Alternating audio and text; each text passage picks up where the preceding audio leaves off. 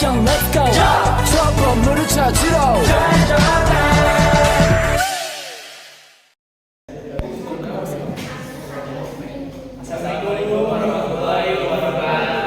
Waalaikumsalam warahmatullahi wabarakatuh.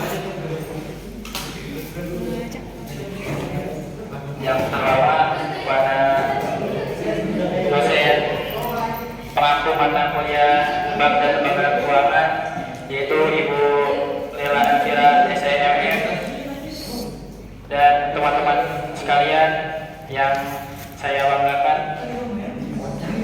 Di sini kita akan mempresentasikan tema Bank Perkreditan Rakyat.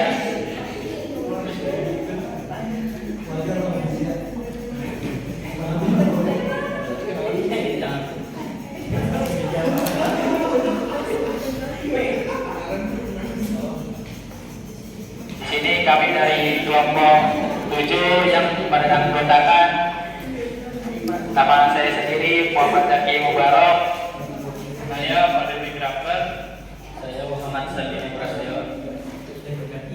Ya, kami dari kelompok 7 ya.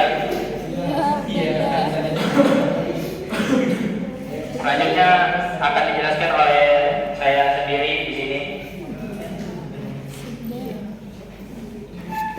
Yang pertama adalah pengertian BPR. Ada yang tahu nggak BPR apa? Yang bisa jawab dapat hadiah nih. Ya. Hadiahnya, mana hadiahnya? Ya. Bank Perkreditan Rakyat yang biasa disingkat dengan BPR adalah salah satu jenis bank yang dikenal melayani teman-teman pengusaha mikro, kecil dan menengah dengan lokasi yang pada umumnya dekat dengan tempat masyarakat yang membutuhkan.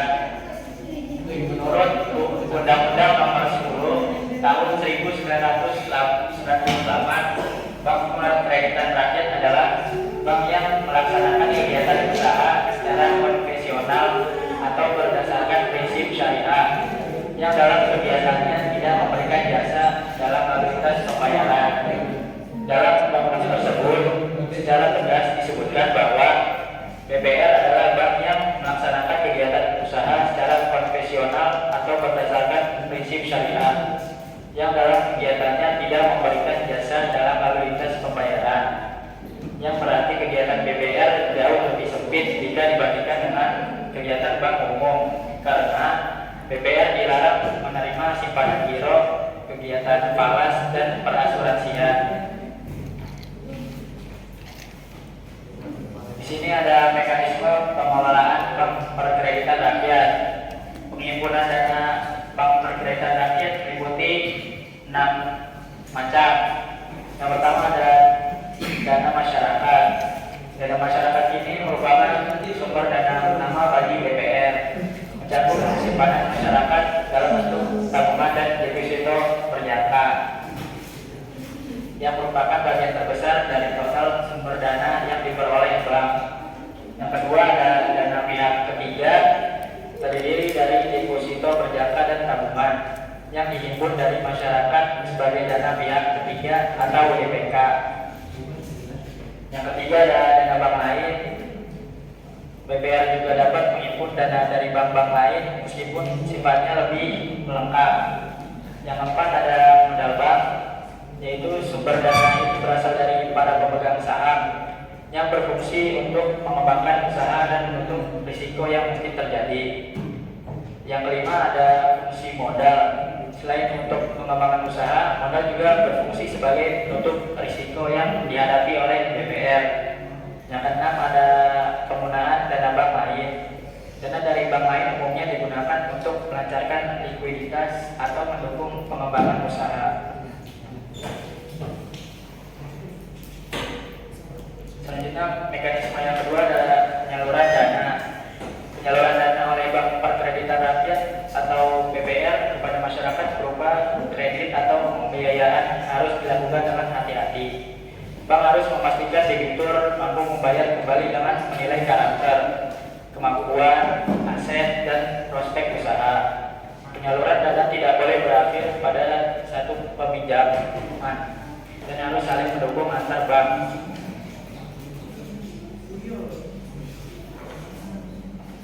Selanjutnya ada jenis-jenis bank perkreditan rakyat.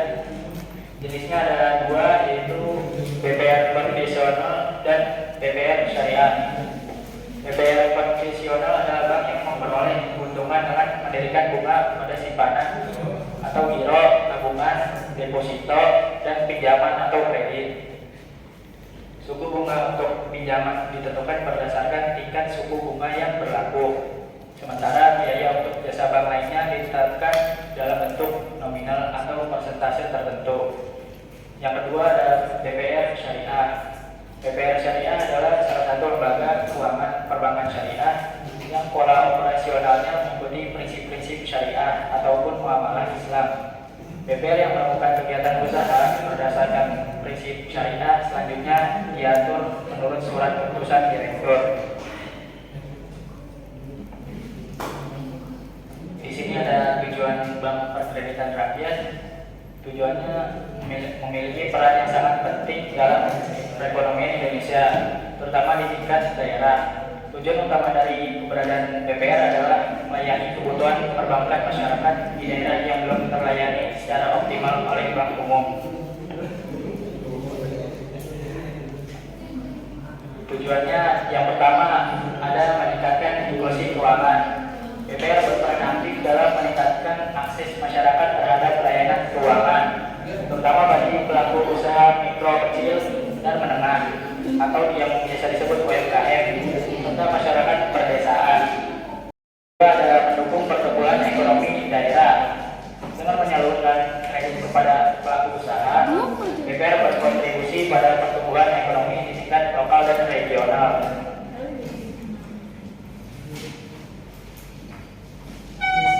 Yang ketiga adalah memperkuat perekonomian rakyat. BPR memberikan dukungan finansial kepada masyarakat, terutama mereka yang memiliki skala usaha kecil, sehingga dapat meningkatkan kesejahteraan mereka. Dan yang terakhir ada penunjang pembangunan nasional. BPR berperan dalam mendukung program-program pemerintah untuk mencapai tujuan pembangunan nasional, seperti pengentasan kemiskinan dan pemerataan pembangunan. Selanjutnya akan dilanjutkan sama saudara kami yang bernama Saudara kamu. Fungsi bank perkreditan rakyat, tugas dan fungsi serta kegiatan bank perkreditan rakyat atau disebut BPR hampir sama dengan bank umum. Namun, cakupan layanan perbankan yang dilakukan oleh BPR dibatasi oleh berbagai persyaratan, sehingga tidak dapat membuat seluruhnya bank umum. Keterbatasan kegiatan BPR ini sebenarnya terkait dengan misi pendirian bank perkreditan rakyat itu sendiri. Dalam kegiatan BPR itu ada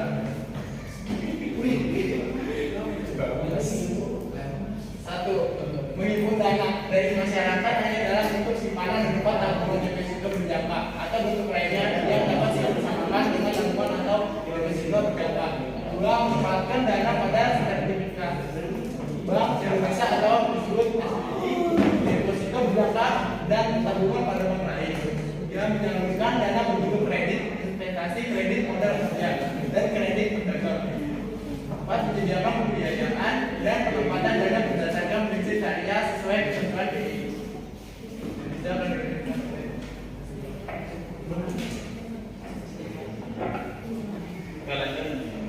Materi tentang peran bank perkreditan rakyat. Jadi BPR di Indonesia sendiri ini memiliki peran penting dalam memberikan layanan perbankan, terutama kepada usaha kecil, mikro dan sektor informal di daerah pedesaan.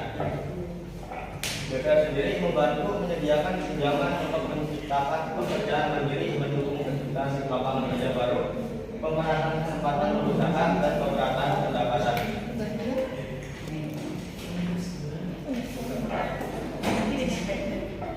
Jadi sumber dana BPR sendiri terbagi menjadi dua kategori, yaitu sumber dana internal dan sumber dana eksternal.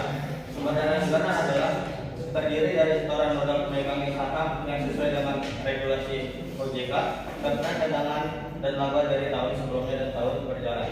Sedangkan sumber dana eksternal itu meliputi dana pihak ketiga atau DPK dari masyarakat dalam bentuk tabungan dan deposito berjangka, pinjaman dari bank lain atau pihak non-bank, serta titipan sementara dari transaksi yang belum selesai. Selanjutnya ada sasaran BPR. Jadi sasaran BPR sendiri adalah masyarakat yang belum terjangkau oleh bank umum dengan tujuan untuk mewujudkan keberatan layanan perbankan, kesempatan berusaha dan pendapatan. Secara spesifik, BPR bertujuan memenuhi kebutuhan petani, peternak, nelayan, pedagang, pengusaha kecil, pegawai dan lingkungan. Tujuannya BPR itu agar mereka tidak terjerumus ke dalam praktek transgender dan mengganggu. Selanjutnya ada kegiatan BPR. Lembaga keuangan bank perkreditan rakyat menurut Undang-Undang Nomor 10 Tahun 1998 tentang perbankan adalah bank yang menjalankan kegiatan usaha secara konvensional atau syariah tanpa memberikan jasa dalam lalu lintas pembayaran. Jadi kegiatan usaha yang dapat dilakukan BPR konvensional itu meliputi satu menghimpun dana dari masyarakat dalam bentuk simpanan seperti deposito berjangka dan tabungan. Yang kedua, memberikan kredit kepada masyarakat untuk berbagai keperluan termasuk konsumsi, modal kerja dan investasi. Terus selanjutnya yang ketiga, menerapkan dananya dalam bentuk sertifikat Bank Indonesia atau SBI, deposito berjangka dan tabungan di bank lain. Larangan bagi BPR menurut Undang-Undang Nomor 10 Tahun 1998 itu berdasarkan menerima simpanan berupa giro dan ikut serta dalam lalu lintas pembayaran. Yang kedua, melakukan kegiatan usaha dalam valuta asing. Yang ketiga, melakukan pendanaan modal. Yang keempat, melakukan usaha berasuransian. Yang kelima, melakukan usaha lain di luar kegiatan usaha sebagaimana dimaksud di atas.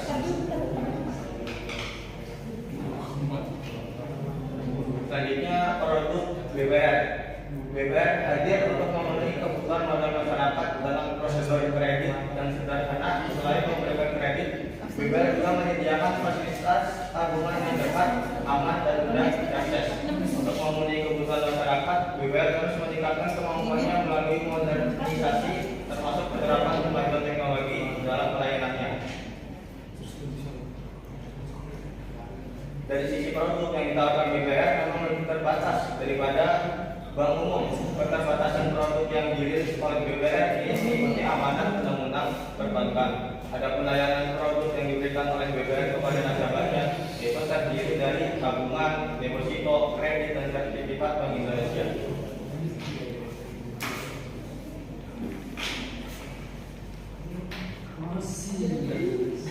Ada yang ingin ditanyakan? Jika kurang jelas, kita buka sesi tanya jawab. Bila ada yang mau bertanya, silakan.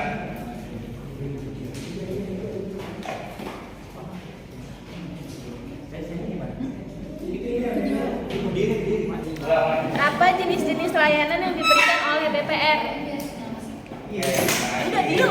Perkenalkan, nama saya Muhammad Rifat Hakim dari kelompok 9. Pertanyaannya, mengapa BPR penting bagi daerah pedesaan? Oke, terima kasih.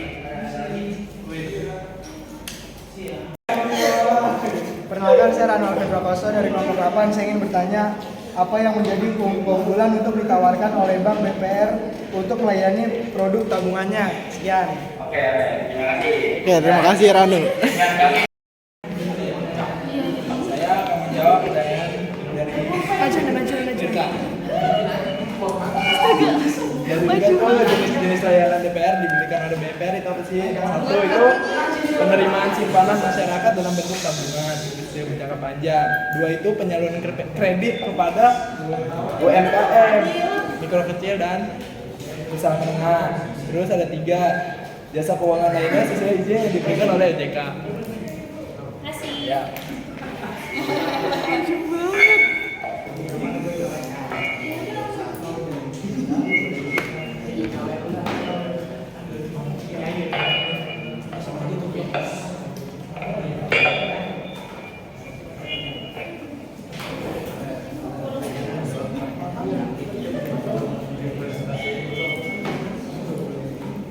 Majuan, majuan. Dah. Majuan lagi majuan. Saya akan menjawab pertanyaan dari hakim. Jadi, mengapa BPR penting bagi daerah pedesaan? Jadi jawabannya karena BPR fokus pada sektor-sektor yang sering tidak terlayani oleh bank umum seperti usaha kecil, mikro, dan sektor informal. Nah, dengan layanan tersebut, BPR bisa membantu meningkatkan perekonomian pedesaan.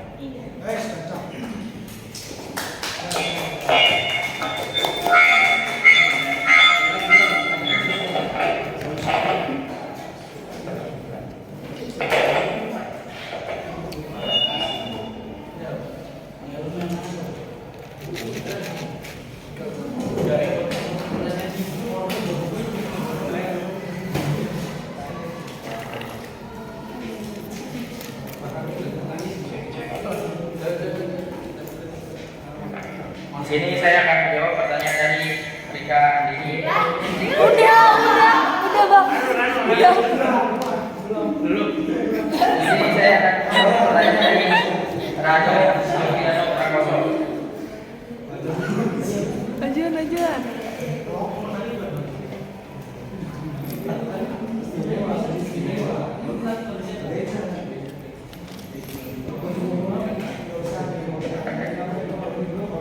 Apa yang menjadi keunggulan yang ditawarkan oleh Bank BPR untuk melayani produk tabungannya? Itu kelebihan produk yang dihasilkan Bank BPR salah satunya adalah pada nilai bunga yang dapat lebih besar dari bank umum yang hanya sebesar 3,5%. Bunga tabungan yang ditawarkan BPR sudah mendapatkan jaminan dari lembaga penjamin simpanan.